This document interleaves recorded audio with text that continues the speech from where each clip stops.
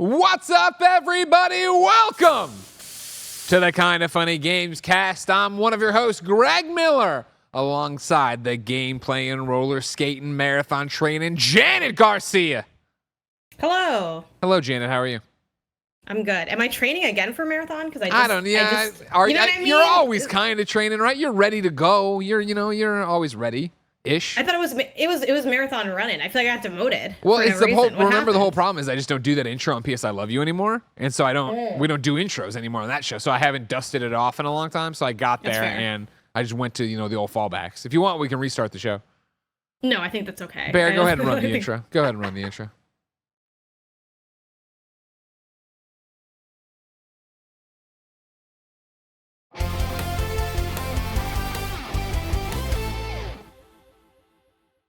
What's up, everybody? Welcome to the Kinda Funny Gamescast. I'm one of your hosts, Greg Miller, alongside Janet Garcia.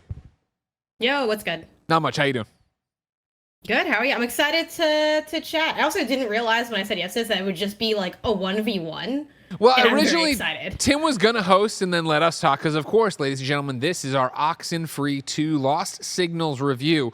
Tim was going to drive since you and I have both played it and have not talked to each other about it, but he got pulled away on business matters and having to do a couple cool projects. So, yeah, I figured once again, you and I love hanging out. We love talking games. This would be pretty easy. We can jump in and get part of it and see what's up. And, I'm very excited because I have not talked to anyone about this game. No one else at Kinda Funny, I think, has played through it at all during the review period. You have. I beat it before you. So we were talking. Yeah. Literally, I was like, do you know if this happens? And you're like, I don't know. I'm not even there. I'm like, all right, forget it. So, we've said nothing. I'm very interested to get to it. So I might as well run you through the rigmarole, ladies and gentlemen, that this is the Kinda Funny Gamescast. Each and every week we come together to talk about the things we love and sometimes don't love in the world of video games. Usually it's reviews, often it's previews, but it's always fun. If you like that, of course, you can get the show over on patreon.com/kindafunny. On patreon.com/kindafunny, you can get each and every episode of the Kinda Funny Gamescast ad-free. Of course, you can get a bevy of other benefits. There are hundreds of exclusive episodes of content like Kinda Feudy and Gregway only on patreon.com/kindafunny. You can get exclusive merch. You can get your name read on the show. You, of course, could just go over there and get a new episode of Kinda Funny Games Daily each and every weekday ad-free. You can get all the podcasts when embargoes allow, 24 hours early-ish when we record them the day before they post anywhere else. And, of course, you could just go there and say, hey, I love independent content creation. I want to support the 11 of you knuckleheads as you make cool content. Only on patreon.com/kindafunny. If you can't and you don't have the financial means, no big deal. Each and every Gamescast is posted for free on youtube.com/kindafunny or Kinda Funny Games, and podcast services around the globe. Of course, you'd get the ads. You want to get the cool benefits, the exclusive shows, the feeling that, hey, I supported them, but I understand. It's okay, and that's good. Of course, for free, you could also use the Epic creator code KindaFunny when you're checking out of the Epic Game Store or Fortnite, Rocket League, what have you, on your PS5, Xbox, or Switch. Some housekeeping for you. I put this in here because it just doesn't get talked about enough on this show, the Gamescast show. We have a show each and every day called Kinda Funny Games Daily. If you like us talking about games, you would love Kinda Funny Games Daily, where, of course, we talk about the nerdy news you need to know about each and every day. Then we save the reviews for over here on Gamescast. It's a good stuff. If you just want PlayStation content, Janet and I host PS I Love You XOXO. We got it's like Janet's nephew, this kid named Blessing. He's on there too, sadly. But it's me and Janet doing professional stuff over there, having a great time talking PlayStation. Mike talks about the Xcast. There's always something happening on youtube.com/kindafunnygames. Today, I want to thank our Patreon producer, Delaney Twining, and of course, our sponsor, Bird Dogs. But we'll tell you about that later. For now, let's talk about topic of the show. Your topic of the show today, stealing from PS I Love You XOXO, is, of course, Oxenfree 2. Lost Signals. It is upon us. The launch date is July 12th. If the embargo and scheduled recordings worked out, it is July 12th while you watch this. Of course, this is coming from Night School Studios. It's coming to PC, Mac, PlayStation, Nintendo Switch, Android, iOS via Netflix. And, of course, this is the sequel to January 2016's Oxenfree, which sits at an 80 on Metacritic, which I thought was pretty low for how beloved Oxenfree is. Janet, I'm excited to talk to you about what you think of Oxenfree 2. You are going to be the lead reviewer on Oxenfree 2, and it's strictly because of your history with Oxenfree 1. Can you give everybody the summary of what Oxenfree 1 meant to you? Yeah, Oxenfree 1 obviously both of them are story-driven games, narrative-based games, and it was just a really effective, meaningful story in that it was very much a look at a sibling relationship, and I played that with my brother, so that like hit me right in the feels, like watching sort of the reflection of a relationship that had passed. So like what happens early on in Oxenfree 1 is, you realize that Alex's brother had passed away in a tragic accident, but through the supernatural, you're able to almost in a sense relive some of those moments, maybe even have an impact on time itself and how things shake out. So it's a lot of the spooky, the supernatural, but also the drama of the interpersonal relationship between this group of teenagers was really what Oxenfree was. And I just thought it was such a moving, emotional story where I was so torn by so many of those decisions. And I think it did that brilliant thing that choice-driven games struggle with, where people get so caught up on the how does it affect the end and things like that, or do my choices matter? But beyond that, what's really important is making you care about the choice to begin with, feeling like this is something that I actually care about what happens, because there's not like a clear answer and I'm torn between the two. And I think Oxenfree 1 did that really beautifully in a lot of highly emotional spots. So that's what Oxenfree 1 meant to me. And again, to be clear, we won't be spoiling anything for Sure. Oxenfree 2. I think for most part of our Oxenfree 1 conversations, we can get around major spoilers. Like you're talking about Alex's brother. That's stuff that's introduced. That's like core narrative stuff. That's right away. But it is worth pointing out, and you did in there, Oxenfree 1, a time loop, right? Like there's a whole bunch of stuff going on with time, and you have to replay the game because you end the game and it turns out it's looping, but then you can do the thing to try to get the true ending. You did all that with Oxenfree 1, right? Yeah. Mm-hmm. Okay. So it's fair to say you loved Oxenfree 1. I loved Oxenfree. What do you think of Oxenfree 2 Lost Signals? I think Oxenfree 2 Lost Signals is great. I'm jumping right into the score. I'm giving this a 4 out of 5. Great game. I'm not gonna lie, I considered the 5 out of 5. I did for a second. I backed away because there are some issues I do have with the overall, I think, how they go about introducing certain elements of the narrative, but ultimately this is a fantastic video game. I loved it. I think they jumped into the supernatural a lot quicker, which sort of helped with the pacing a little bit in a sense, because you got into the drama a bit faster. It still has that classic night school dialogue system of allowing you to choose an option or say nothing. There's a lot of freedom in the exploration, both in terms of where you're going within the island and also in terms of how you're interacting with the gadgets that you have. So the main mechanical shtick is that you have a radio and also a walkie-talkie. So you can call different people at different times. You can listen to different stations. There's some wild stuff going on this radio station.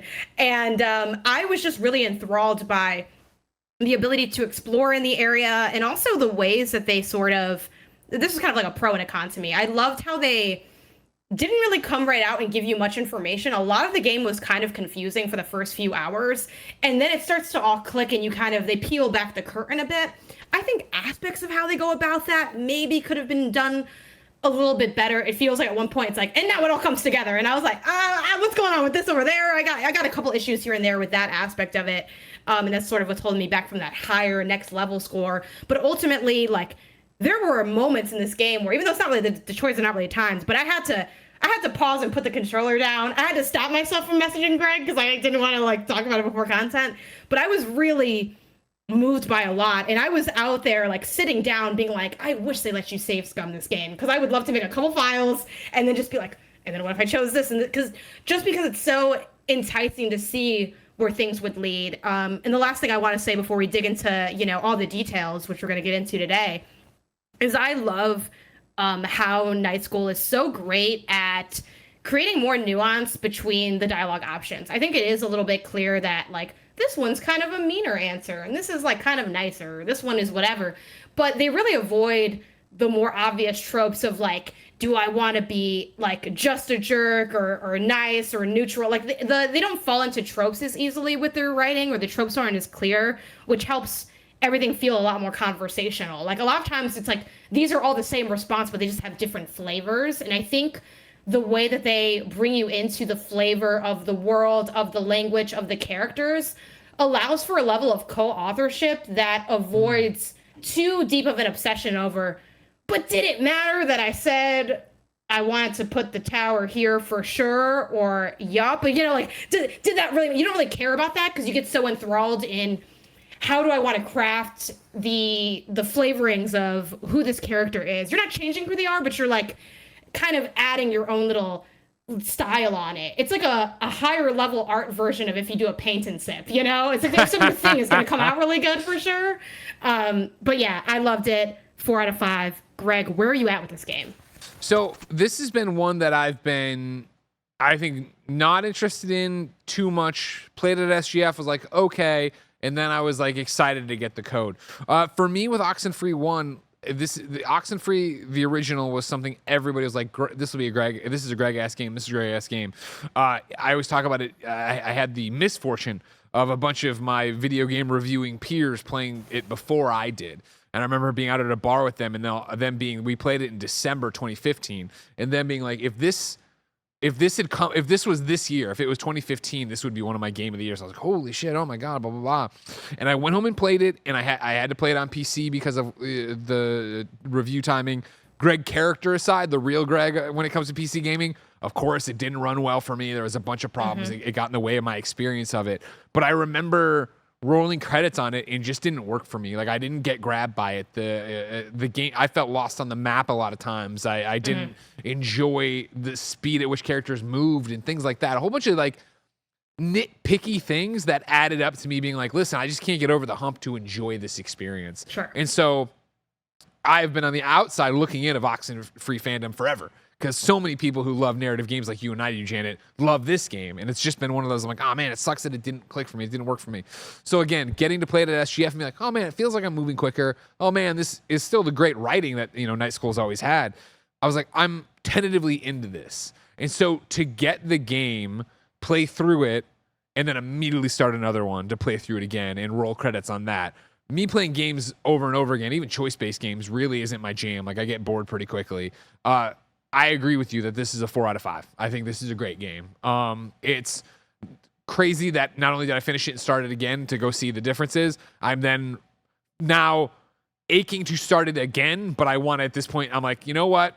I can platinum this if I just wait. Because there's like, I don't want to wander the map. There's like a trophy of like, explore every inch of Kamina. And I'm like, I don't know what I'm missing, and I don't feel like spending my time going between the screens. But characters move faster. The dialogue is sharp as ever. I feel like the new, basic, like climbing, right? You're using like ropes to get around, and you're opening up the map. I feel the map's way clearer. I think it's more easy to navigate. I think it's straightforward to navigate. It is those little differences in the conversation or the story or the choices you make that are then adding in the flavor of what's going on. I think they've done a great job here. This is a game I do fully recommend to people who like stuff like we do. Early on, I would say the game got me because it got to the point quicker. Oxenfree, the original, obviously starts as it's a bunch of teens on the beach. Then this thing happens, and then what is happening? Before, like, Oxenfree 2 is very much like this is, you're in it, and this is what's happening, and you're with a guy Jacob who, Kamina Island can see Edwards Island, which is the location of the first game. He's aware of what's been going on over there, the rumors of it and the theories and Maggie Adler and all that stuff. So he's got the exposition down. And so it's, rather than be into we have to wade into what I would call a horror movie, you could call it suspense, but rather than wade into it, like, this is the sequel, you are into it, the rules of the world, which originally when I was playing it, and we won't spoil stuff, but what you said a little bit earlier, like, well, when I was playing it, I was like, okay, so I'm doing the same thing again, and then there was a kick. There was a thing I didn't see coming that immediately I was like, oh, that's so much cooler. And I feel I'm with you of, hey, all right, cool, you jump into this game, and a lot of stuff's thrown at you, and there is a lot of stuff they don't explain right away, so you're doing the thing, blah, blah, blah. I have been fascinated by, one of the big things for Oxenfree, the original, was New Game Plus, going through, trying to get the true ending and all that jazz. Oxenfree 2 doesn't have that. Like, you finish Oxenfree 2, and then if you want to start the game, you restart the game.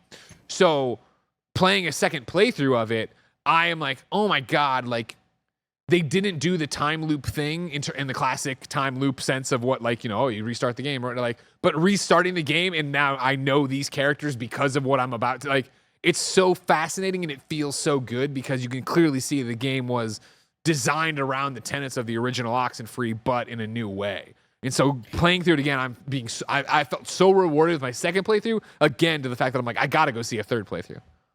Yeah, and I think, even though I loved Oxenfree and like I didn't click with you, I think we can both agree on like how it is laid out, and it just affected us differently. Where you're like, I couldn't really get into it because it took too long. And I'm like, I didn't mind that, right? Like just different perceptions of the same thing. I think if Oxenfree 1's lead up is about the what, Oxenfree 2's lead up is about the why. Because right away that there's like weird radio frequency, otherworldly stuff going on. Like that's pieced out to you almost immediately, within like 30 minutes. You and I, of course, we Sure. know it, and our audience who comes in usually knows everything about the games we're talking about. But let me give you 2 paragraphs officially from this about what Oxenfree 2 is. Oxenfree 2 Lost Signals is the mind-bending follow-up to the supernatural thriller game Oxenfree, which came out in 2016. The first game focused on a group of friends, led by the main protagonist, Alex, who unwittingly opened a ghostly rift during an overnight party on an old military island. As Alex, players determine every aspect of her story while exploring Edwards Island, uncovering the base's dark past, and changing the course of their friends' lives. In Oxenfree 2 Lost Signals, we follow the story of Riley Poverly, an environmental researcher who returns to her hometown, Kamina, to investigate unnaturally occurring radio frequency signals causing disturbances in electronic equipment. She soon discovers a long history of ghostly happenings on the nearby Edwards Island and becomes entangled in a frightening supernatural mystery. Following our signature naturalistic dialogue system, Oxenfree 2 Lost Signals takes players on a new journey where they'll shape the experience in unexpected ways. And again, so much of that comes down to, you're Riley, you're working with Jacob throughout the game. Jacob says something and you have one of 3 reactions, right, to go with, to pop up and hit the button and then make that dialogue choice that influences your relationship or unlocks different conversation trees because it's different things. And I feel like when we play these kind of games where it is choose your own adventure, yada, yada, yada, to your point of, well, how much does it really change something? You can do those games and play through those things and feel like even if you get A, B, or C to choose from, but you know that all 3 of them are going to lead to pretty much the same place. On the second playthrough, I was not shocked, but delighted of how many things like didn't happen for my Riley in that playthrough. Like I had information from before, but because I didn't go and investigate that thing, I didn't look under that sheet, I didn't investigate the second level of the house, I didn't have that dialogue option, right? And it wasn't even that I could lie about it and pull from information I knew before. My character only had one option of dialogue because I only investigated one thing. Yeah, and I think they meld together. Oh, also too, I want to like touch on something you brought up, which is it not running well on PC. I've only played it on PS5, so I can't speak to any other versions. I was talking about Oxenfree 1 not running well. Okay. Yeah, sorry, Oxenfree 1. Yeah, that is good to clarify. Oxenfree 1. That's also an issue I had with not Oxenfree 1 because I played it so late after it came out, but when I played their second game at work, well, maybe not second. Yeah, I don't know the whole history. Yeah, After Party. But I'm like, have they done anything else other than Oxenfree After Party? I'm like, I don't think so, but didn't want to misspeak. I played After Party like right around when it launched, and that thing chugged. That thing was chugging. This ran really great. Obviously, it's possible we just had the smoothest playthrough we could have had, or you can speak to anything that did come up for you if it did. Other than it having a little bit of a load screen in between like general areas, I didn't have any performance issues, which I was really excited about just because I feel like, no offense to Night School, but I think that's something they sort of have struggled with the past. And I feel like a lot of people I have talked to who didn't get into Oxenfree were like, it just didn't run well for me, like, or whatever. So I think that's been a hurdle for the studio. And I'm happy to see that, they've now seemingly gotten past that. I don't know how much of that is like Netflix doing good stuff with them now being owned by Netflix or what it is. I don't know what the reason is, but I'm excited that we're here because they've always made fantastic games. And I think performance marring a great experience is like one of the worst things that you can have because it's like, oh man, it's like not even the game itself. It's just like how it's running. So happy to hear that it's like going good and that everything was smooth. To jump in there I'm playing on PS5 just like you did. There were times where I was like, it seems like it might be framey right now as I run across the environment, but it wasn't like it was when I played Oxenfree 1. Pre-release, -1 version. But it was the fact of like, where I joked around about the trophy, explore all of Kamina. Like, the reason I won't do that one free is the fact that I do hate those load screens in between the map sections. Like, and I made a reference to this recently on, I think it was last week's Gamescast, but maybe it was another show where Tim had asked me, we read a question of like, do you feel like next gen has lived up to its promise. And I was like, not yet. And Tim was not shocked by it, but was like, oh, and I'm like, I'm playing a game right now where there's still load screens, and I'm like, why is this load screen this long? And I understand multi-platinum, a million other things going on, and yada, yada, yada. But it is that thing of like, I don't want to waste a night loading between sections of the map to look around for I think I'm missing 2 letters for the collectibles, and then figure out what this trophy is like. No. If it was fast and I could warp, if I could use save states, which you can't here, there'd be a bunch of different ways I would go and do it. But like how it is, I'm like, I'm good. I'll wait till there's a trophy guide from Power Picks or PS5 trophies. I do wish, especially after you rolled credits, which granted, full transparency, I rolled credits and I was like, good night. Because I had been working on this for a bit. I've been doing a whole million things on my personal life, just getting my apartment set up and all that. So so I'm like still settling in. I know I've been using that excuse for a while, but I'm gonna milk it for like 1 to 2 weeks, and then after that I'll be done. After I put those sound panels up. But so I ended. I'm like, okay, cool, I'm out.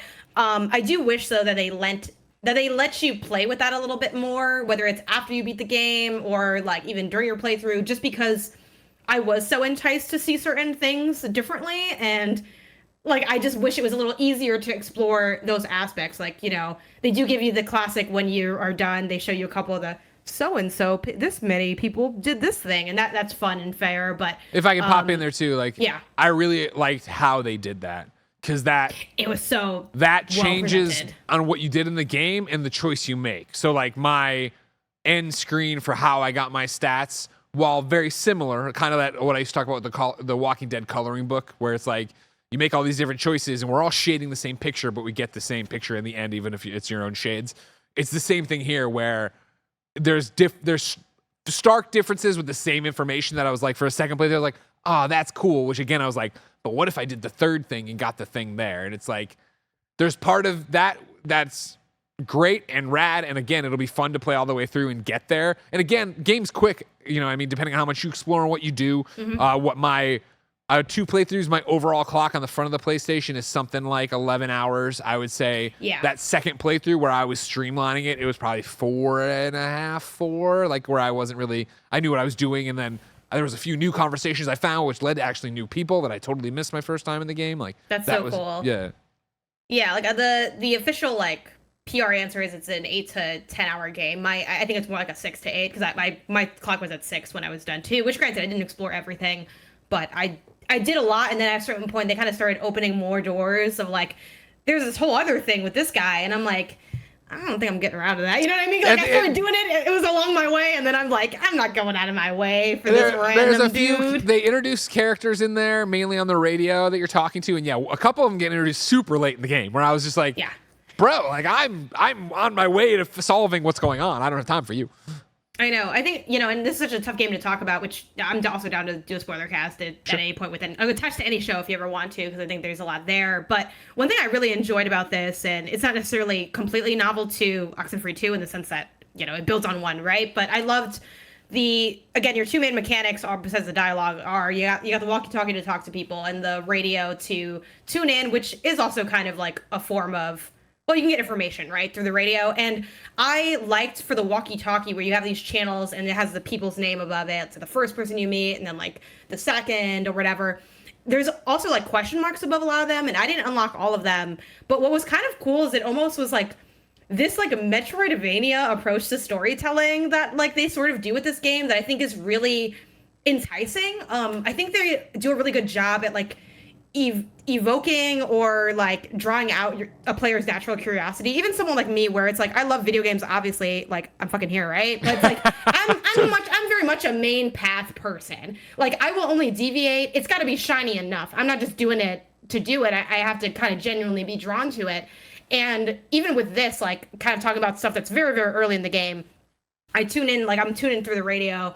I'm going through all the stations. I land on this like high schoolers like little news show, and they're like, oh, like that's the advice line. You can call in, like, listen in and see when we're accepting callers. And I spent the first like hour to 2 hours of the game obsessed with like, when is it time to call in? And I was like, obviously the game is partially, they think through all this stuff, right? Obviously the designers want you to like be drawn to it, and I'm sure they set up things in the back end to make that more doable than it could be. But it felt so like, oh yeah, I got it. When she's like, we're taking callers, and I was like, hello, is this like so and so? And I was so into it, and I loved the ways that you could just kind of gain lore through that, or ignore it if you don't want to. And I think one thing that I can like compliment of this game, or why I think it's so special, is the ways that's done so naturally and so like whatever you want to do. If you want to just walk in silence, like Jacob will talk at some point, and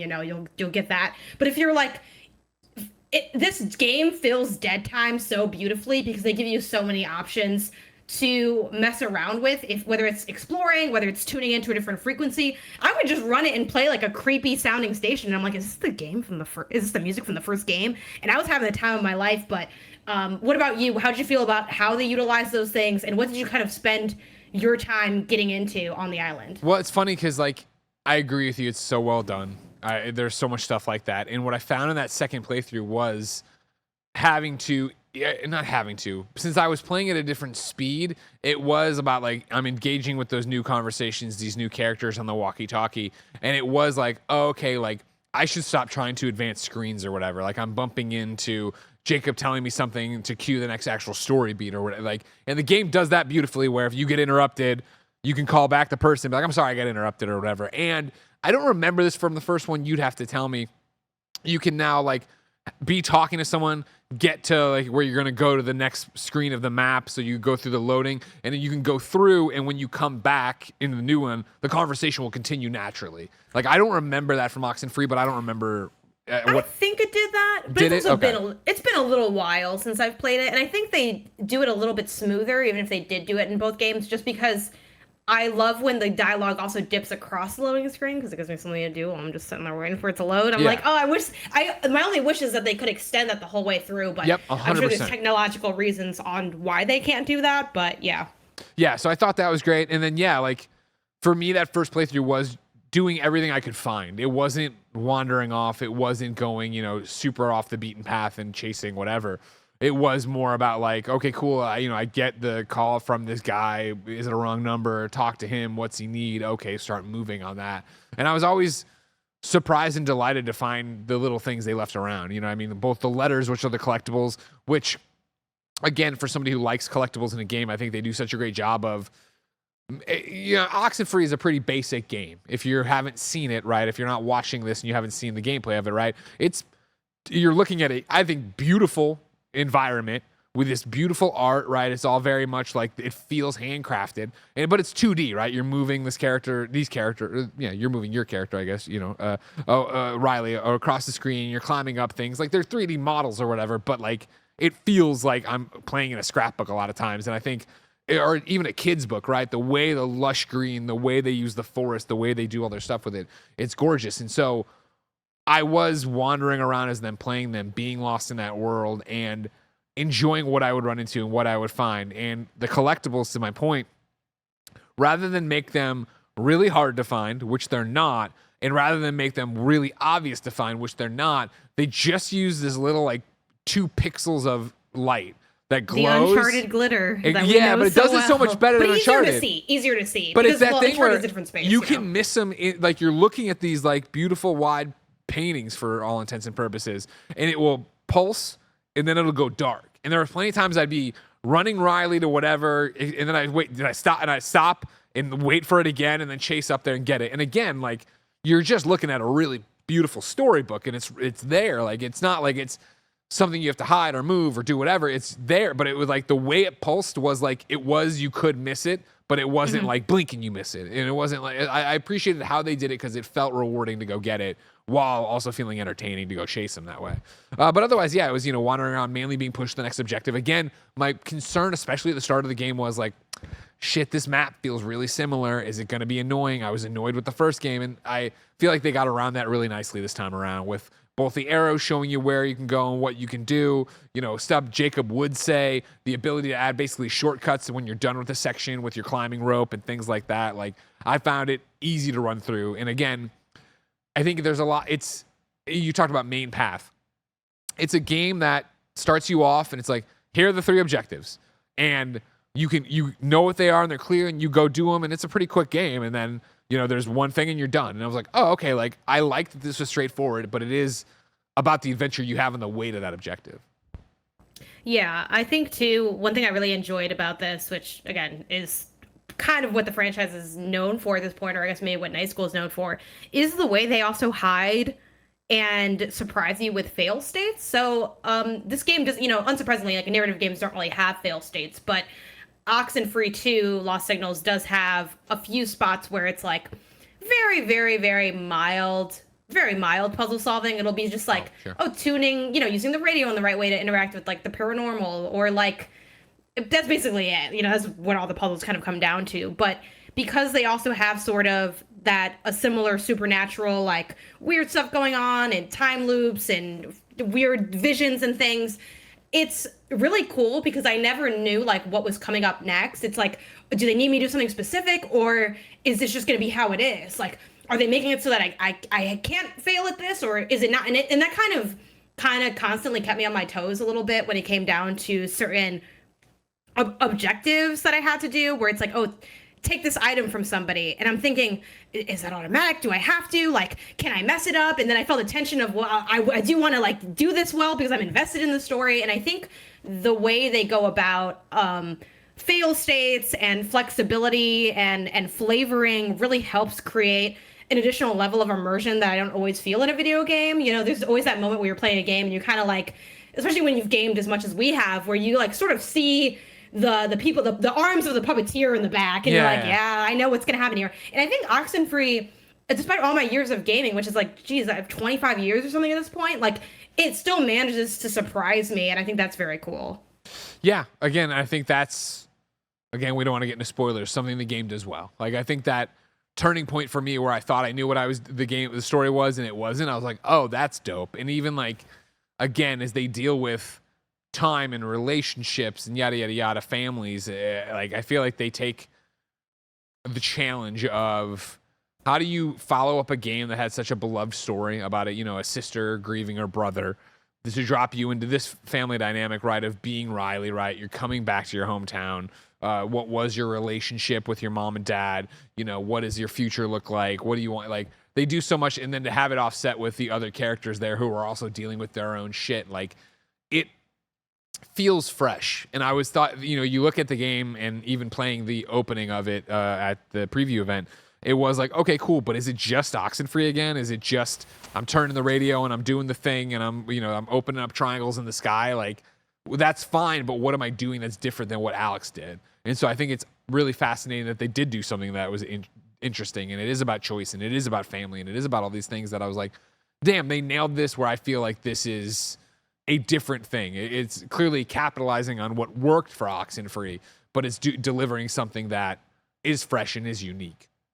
Yeah, I think what they do so well, and this is kind of a weird combo point counterpoint for me, because one thing that I liked less about this game than Oxenfree 1 is I felt like the interpersonal drama was not as juicy. Sure. Like in the first game, it's like you're this cast of, well, you're one character, Alex, but you're in this cast of friends in high school, and like most of them are friends. It's like, it's a friend group, and like a lot of friend groups, and especially when you're younger, it's like, oh well, I'm friends with this person, but like this person I kind of know through this other person. There's like all this kind of petty drama. One thing I missed from this game was a little bit more interpersonal drama, and I'm sure you can play it a little differently, where maybe Riley and Jacob have like, I don't know, more bickering or something, but like they're adults, like, and it's written as if they are adults. Now, the cool thing about that is I think they do that really well. Like, instead of relying on, like, Oxenfree 1 was so clearly, like, a story about kids with, like, kid problems. And not to say their problems weren't serious, but they just approached them, like, it felt so authentically teenage. And this feels authentically adult, even when it's, like, in how it approaches trauma. Like, there's a flashback that, again, I'm not going to actually spoil any specifics, but, like, if we do spoiler cast, I'll talk about all this stuff. I have all these notes of where it's, like, Riley talking to somebody, and they're kind of like, you as the player, you get exposed to like this family dynamic that she has, and it's said so casually. And as someone that, like, I feel like Oxenfree has looked at my life and they're like, what if we like take the same trauma and throw lime into it?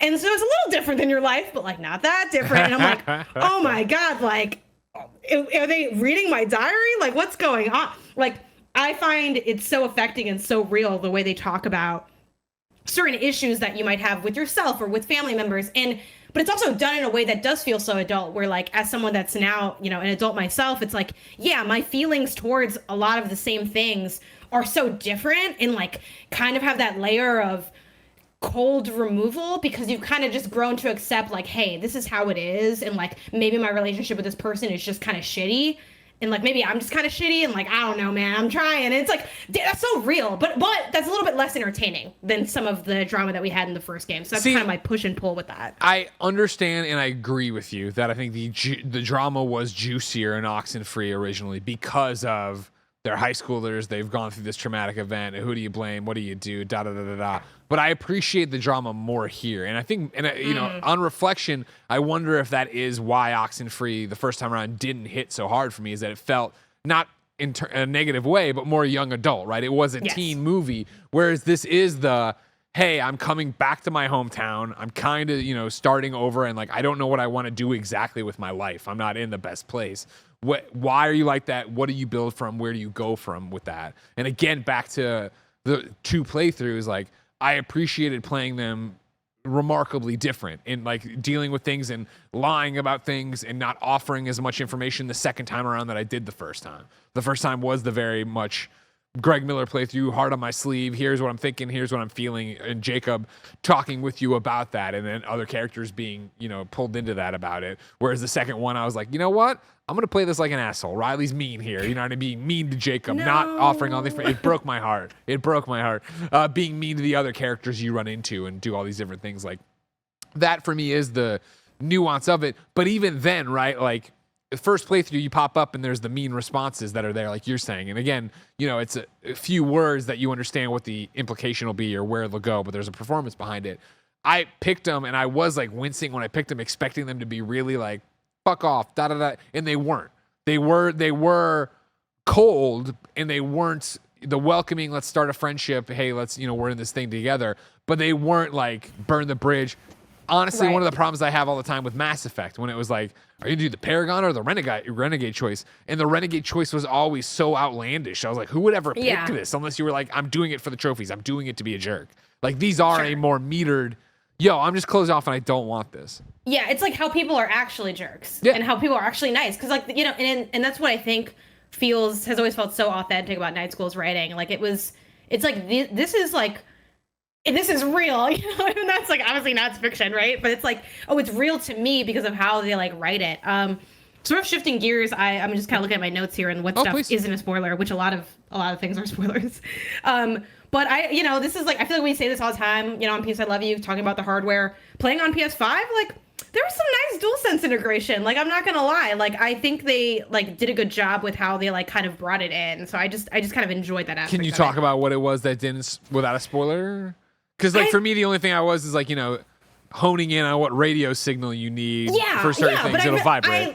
I liked, like, that aspect of it. Sure, it's I like liked that it, cheesy, like, you know, the classic, like, I forgot what they call it. You know, there's, like, Nintendo's HD Rumble, and we have, like, what is it? It's haptic called, feedback, the DualSense haptic feedback, and the trigger resistances. The adaptive trigger, you know, it's, like, it's small, but, like, I did really enjoy that, and it felt like, I think a lot of aspects of, you know, things like the DualSense integration, things like the general sound design of this game are so wonderful. I mean, when I like, you know, I have the way I do my notes, like this kind of peek behind the curtain, when I'm playing a game for like review or for like, you know, content or like questions or whatever, I just start writing out like shit that I think about, like just like random shit. And then I'll just like throw some quotes in there and then I'm done. And then I make it into a review if I have to for written or whatever.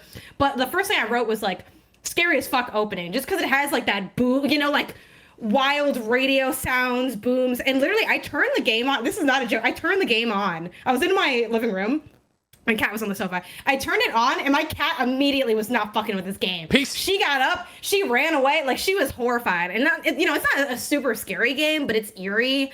And I think they, like, really do a great job creating a vibe with, like, this sort of, you know, you talk about the art style being kind of, you know, child book-like, sort of paper dolls is what I think about when I look at it. Almost like they create, like, the visuals in themselves feel like a paper craft collage. And I think their approach to sound design has, partially because of how they, like, do their supernatural take, is so collaged.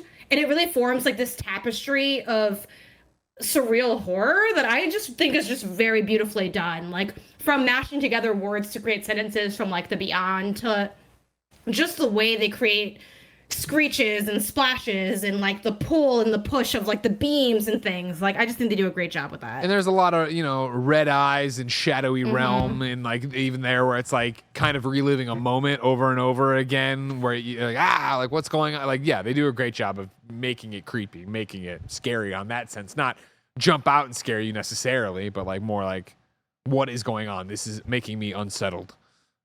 Yeah, I think what I really liked about this game is how like intuitive yet eerie it was. And I think, going back to which I keep talking about it because it's really just the core of the game outside of like the drama of what actually happens. Yeah.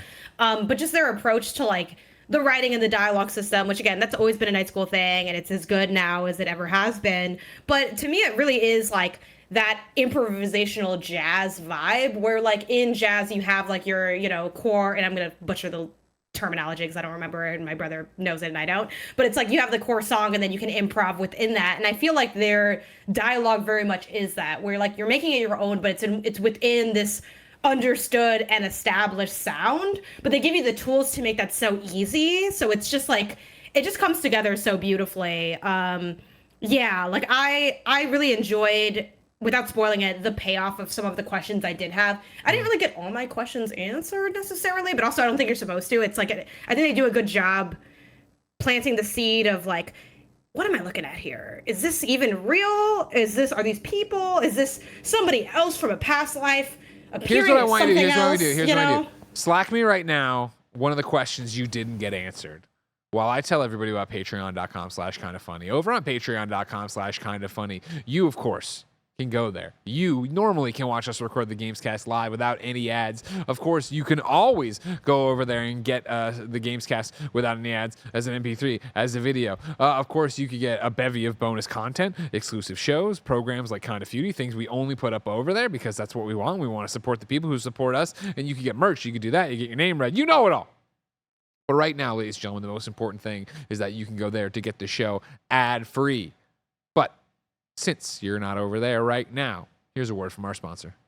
This episode is brought to you by Bird Dogs. Bird Dogs make you look good. Bird Dogs stretch khaki shorts are designed to fit slimmer through the thigh and leg, giving you a truly sculpted look. They fit way better than regular shorts that are made of a stiff, restricting cotton. Bird Dogs use anti-stink, sweat, wicking fabric that keeps you cool and dry all day long. I've been going down to the heat of Los Angeles with Gia a lot recently, and I've been loving the breeze thanks to my Bird Dogs. They got Oxford shorts, khaki shorts, bathing suits, and much, much more. My favorites are the Art Farts Knockers, and it's not just because of the name, it's because of the blue. But hey, the name doesn't hurt at all. Art Fart Knocker, come on. Go to birddogs.com/kindafunny or enter code kindafunny for a free Yeti style tumbler with your order. That's birddogs.com/kindafunny or use the promo code kindafunny for a free Yeti style tumbler. birddogs.com/kindafunny. Promo code kindafunny. All right, I'm reading this. Yeah.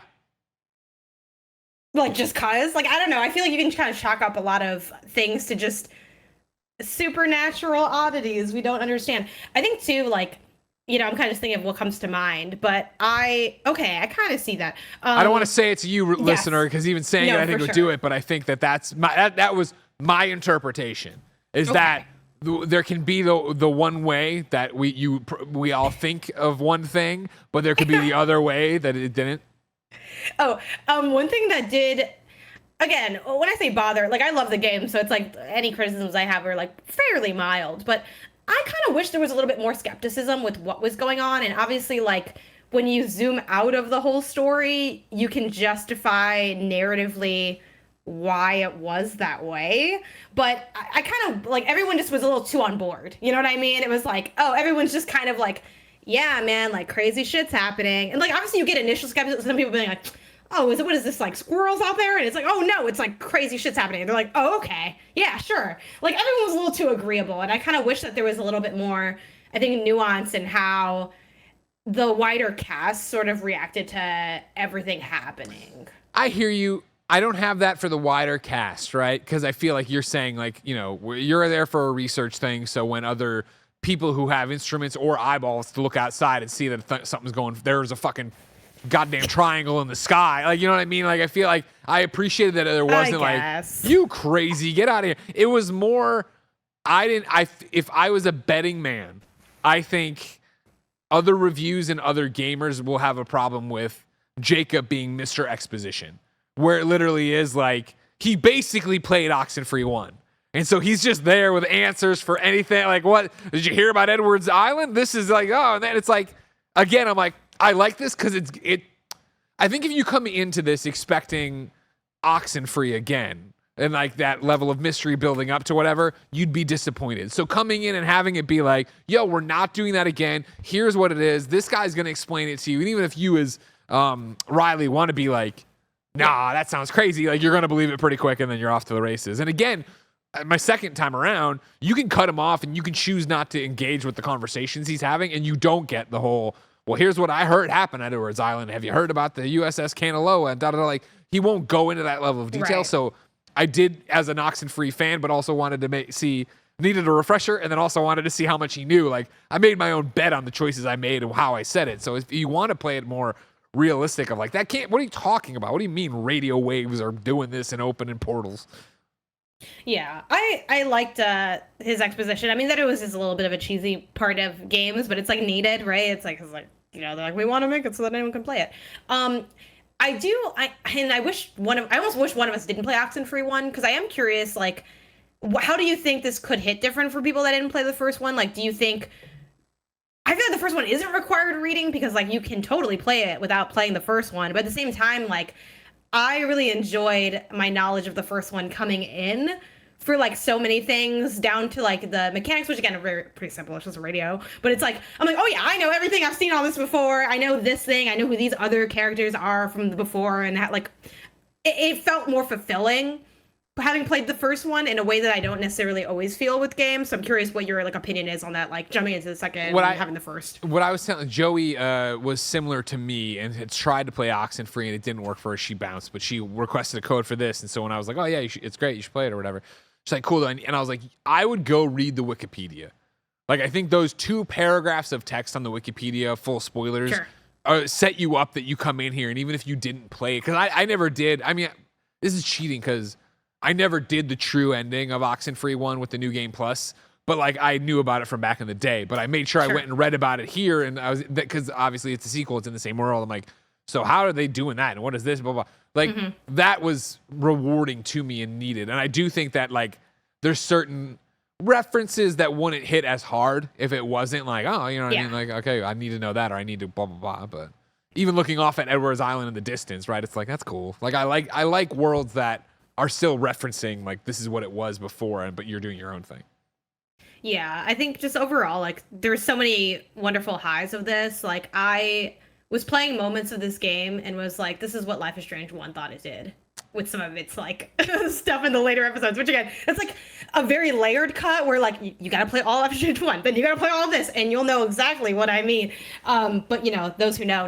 And I think they, I was very, it took a while for me to, I think, have the big, like, emotional payoff moments, but I found myself very affected by a lot of the reveals that do happen, and just kind of sort of sitting in conversations and being like, oh man, like, this is what this all means. And then for them to also pair that with, I think, a couple of key choices that feel like this is what it's all culminated to. And now I have this decision to make. And what I love about some of the decisions in this is it's so very clearly like there's a decision here where there is no good decision, in my opinion. And I was like looking at it and I was just like, man, like, they really are going to make me do this. And I'm like, can I walk away? Can I like finesse my, can I have a secret super smart gamer solution where like we're all good and like everything's great? But there isn't really that. And I think they lean into that really beautifully and kind of talk about, the ramifications of that and what it means and whether or not there was a right thing to do and the fact that there kind of wasn't, and like, I don't know. I found it very, moving when it all came to the end. It's just a really beautiful game. Yeah, I agree with that. And I think, to your point of putting the controller down and thinking about the choice, Choices. There's so many. I don't want to make it seem like there's one giant choice. It was interesting. You know what I mean? Again, playing that first full playthrough, and usually when I play a game like this, that's my playthrough. I've always talked about like Walking Dead and Clem or whatever. But even going back then, and I'm like, well, I want to get some extra trophies. I want to see what happens if I do X, Y, and Z. Going back and having to make those other choices and treat certain characters, again, not the fuck you, it's over, blah way, but even just being like, no, I don't think you should. I was like, oh man, like it sucks that I heard. There's like one section very specifically that in my first playthrough, not knowing what's going on or anything, the character in the game talked me out of making the choice, which just I don't think happens. Where it is that I was like, no, blah, blah, blah. And they were like, well, what about, and I'm like, no, blah, and they're like, what, and I was like, damn, all right, fine. Yeah, okay. You know what I mean? And it was like, that was a real thing of them talking to me through the, character and the story. But like, I then have to go back and do it the other way where I was like, no, I want to see the other way. It sucked turning that person down, telling that person, no, I'm not going to do that. I was like, oh God. And then to get to the ending and make the other choices that I needed that you make if you, for the branching, everything, to make the other choices I made that were the opposite of what I made before, and the heartbreak in another character. It was like, damn, man, like, fuck. This really worked and hit. And like, again, it's crazy to be here. I'm like, I can't wait to see how another ending, choosing another option is going to go. Yeah, absolutely. Yeah, it was just, it was a fun time. Just, I think, exploring the world, like checking in all the details, learning about these different characters, establishing the relationships, and like digging into, I think, the ways that, again, not without spoiling it, how they played with mechanics this time around in terms of the supernatural and how that like can impact your playthrough, like how you go about navigating the world. I think it's so cool. It's just a title full of surprises and full of a lot of heart. And here's a question I have for you. Sure. Do you want Oxenfree 3? And then, well, answer that first, and then I'll ask you my other question. No, and this is the classic Naughty Dog Last of Us conversation where it's like, no, I don't want an Oxenfree 3, but if they did, I'm sure I'd play it and be excited for it. Like, it's that kind of thing where it's like, I would, again, as somebody who didn't even like connect that much with the first one and has tried several times to restart it, even going as far as to beat this game, then restart it with my save and then be like, it ain't clicking, I ain't doing it.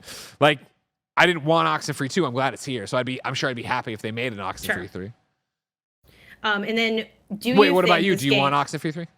I think I'm in the same boat as you, where it's like, I'd rather get something new, but at the same time, like, I was similar to, again, that Naughty Dog comparisons, the damn PS I love you of it all, right? It's like, where it's like, Last of Us 2, like, what else could you do? And then it's like, oh, it's right. And again, I know that can be a spicy take to some, because some people don't like it as much as the first one, which that's fair. But it kind of has that where it's like, you wonder how much is left in the world, and then you realize, I think what I've learned from playing like Oxenfree, which is now a franchise, and The Last of Us, is when you have an interesting enough world and a talented enough team, there are so many stories that you can tell with the same base idea of, if you were in the situation where you're confronted, in a weird way, both games are kind of about the same thing, right? It's like you're being confronted with humanity, that being yourself and then also being other people. And how do you engage with humanity when you're in a dire life circumstance? Like and a lot of games media fall into those tropes, but I think they both, kind of do those really beautifully and masterfully in terms of how they like craft you into that story. My other question for you is, do you think this is going to make your top 10 list at the end of the year? Wow. It's a packed year. I hadn't considered it. Yeah. And that is the fact that it is such a packed year. I mean, my knee jerk would be no, but I think it's because I think it's easier for me to say it's not going to be in my top 5. And because then you get out into the weeds of the top 10 and stuff. And like, I don't off the top of my head have the 10 games that are going to fill that list. Right. Currently it would be there, but we know how many games and bangers are still coming out there. And it is, I don't know if this is one that, I don't feel like it's a game that has resonated with me the way Walking Dead Season 1 or Life is Strange True Colors did. Where it was like, I finished those things and I was like, oh my God, like I was that character. I'm so, oh my God, Clem, blah, blah, blah.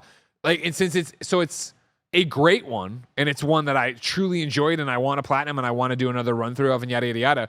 But I feel like you keep saying it's beautiful. And I think that's a great way. It's a beautiful game. And it's that thing where it's a beautiful game that I don't think has left an imprint on me in a way. I think it did a great job of taking a lot of, like, to what you're talking about, a lot of my personal feelings, thoughts, experiences, right? Of, you know, being someone's child, you know what I mean? Being lost at times about what you want to do, worrying about your future and what that is going to look like, and yada, yada, yada. It did a great job of taking those feelings and channeling that into a different experience, but I don't feel like it like rocked me, if that makes sense. Yeah, no, I get that. I mean, it's hard to, I think though, to the other side of that argument, like, we're talking about like the greats of the greats, because like, Street Colors, which again, if y'all, I know some of y'all listening have not played and are into that genre, it is so stupid good. It is like one of the best like narrative games I've ever played. Like, they just snapped on everything. That's like a top 5 game for me of that year. I think it was like my 3rd or something, or 4th. I could see Oxenfree sneaking its way onto my top 10. I feel like it's good enough and it's fresh enough that it's hard to think. Like, I'm trying to think of what narrative experience I even had this year that is on par, and I'm not quite sure. And I'm sure I'm just forgetting something. There's so much stuff came out this year. And granted, like, a top 10 is however you want to make it. If you want to make it diverse in genre, you can. If you don't, you can't. Like, you just do whatever you want. It's your top 10, right? But yeah, I could see it being in there, and it's definitely a game that, like, I unfortunately can see me being like, Oxenfree 2 Lost Signals is really good, and everyone being like, yeah, I'm sure it is. And I'm like, no, like, please believe me. No, you gotta trust me. You gotta play it. I hate that I can feel that ahead of time, but I just do. One, it's a sequel. It's, you know, whenever smaller games have sequels, like, the sequel always, like, not always, oftentimes people just don't really care. Like, think of it like Axiom Verge 2, which I know some people don't like as much as Axiom Verge 1, so it's not the best comparison, but it's like, they're like, oh yeah, that's probably pretty good, right? And they just don't want to give it the time of day. But if you're listening to this and you're down for story, even if you're not, I honestly think if you're someone that's just, you find enjoyment in engaging with an intriguing world with mystery, I think you can, unless you like really hate narrative games, I think this is one that has a little bit broader appeal, honestly. Like, I think of someone like, you know, my boyfriend Isaiah, like, he's not really a big narrative game person, but he's open to it. And I'm like, I think you'd like this game, because I think he'd enjoy tinkering with some of the mysteries, you know, and I could be wrong, but like, I do think it has a little bit of more mass appeal. So I hope that I'm wrong, and people in the audience and people, you know, our peers, give this the time, because it was really great. One last thing I want to say about it, because I feel like we've talked a lot about, like, oh, it's cool, it's got like this mystery and it has all these feelings. I want to also emphasize that this is a game that lets you like enjoy the mundane as well. Like, the conversations are not like, what's your childhood trauma? What's your you know, it's not like that in your face. Like, so many of the conversations are just like, oh yeah, like, hey, did you know so-and-so? Oh yeah, I remember doing this. Or like, I remember having this job in high school. And it was, you know, it's so like casual and natural. And it really does feel, you know, this game takes place like in the nighttime, and it gets like really late into the night, so to the point that it's almost like early in the day, depending on when you think, right? We're into the 1 a.m., the 2 a.m.s, and they show like that time on the screen and things. Like, it definitely has like that like late night pizza, good conversation with a friend vibe to it. 100%. You know, they have like this like, oh, in my playthrough, I had, and you know, I don't know how much of this is like, oh, it's in everyone's and not, but like, we had this fun conversation about like library book deadlines, and they, you know, Jacob was like, oh yeah, they don't have the late fees anymore. Like, I didn't have hate that. to say it, but yeah, so exactly. And he's like, he's talking about the late fees. He's like, I kind of like the late fees. I feel like it holds you accountable. And she's like, man, kids, can you imagine remember how hard it was to get money? You don't want late fees. Like, yeah, but I feel like, and I shit you not, I fucking just barely returned some books, because we also got rid of late fees, and I was like holding on to my books for like 6 extra weeks, not having read them, and then she's like, well, now you gotta read it because you have all the guilt. And that's just such a real fucking conversation about nothing that also feels like really wholesome, and also allows you to see a window into people in a way that feels so genuine to how real life relationships are. So yeah, it's great in that way, but I just wanted to nod to that, because I don't want people to think that this is like, oh, this is all ghosts and feelings. Like, it's also just like nothing in a cool way. Yeah, exactly. It's very much setting off and having that almost not nearly as raunchy, right, but Clerks dialogue of like, you're doing something, these people are real people in quotes, right, and you go through and you do it, and it's like getting to know a coworker, where you are doing a thing, and to your point, the later you get in the night and the more shit you've gone through and like the more conversations and like levels you're going to get into. So here's my question for you, Janet. You keep talking about a spoiler cast. Can I get you for another? Can we go to 5:15 tonight? Because we could just do one to put up on Patreon for tomorrow as a Greg way. Yeah. All right, then there you go. Ladies and gentlemen, we think Oxenfree 2 Lost Signals is a great game. A 4 out of 5 unanimously here on the KindaFunny scale. Right now, we're going to end this Gamescast. Janet and I are going to keep on yakking, though. You can catch that on patreon.com/KindaFunny as a Greg Way. Tomorrow's Greg Way on Wednesday, the 12th, will be a little mini, 20-minute spoiler cast about what's going on and what we thought of in our top things. Save it for when you get there. You don't have to rush in there. It doesn't go bad. Nobody's going to take it and shout it out in the comments, so you're fine. It'll be over there. Come get it when you get it. It's over on patreon.com/KindaFunny. Smelly after a week or anything? No, not at all. I don't know. It doesn't rot when it's left out in the sun? No. Oh. Remember, It's almost scary how long it lasts. It's like, should I even be eating this? It's like a McDonald's French It's that fry. kind of thing. Yeah. Mm-hmm. Ladies and No. gentlemen, this has been another episode of the KindaFunny Gamescast. Remember, each and every week, 4, sometimes 2, best friends come together to talk about all the things they love and sometimes don't love in video games. You can get the Gamescast on youtube.com/KindaFunnyGames and, of course, podcast services around the globe. However, consider going to patreon.com/KindaFunny, which keeps the mics and lights on and keeps all 11 of us independent. Of course, over there, you can get all the shows ad-free. You can usually watch us record them live. You could get the daily content that is Greg Way and will be a spoiler cast for Oxenfree 2 momentarily. But until next time, it's been our pleasure to serve you.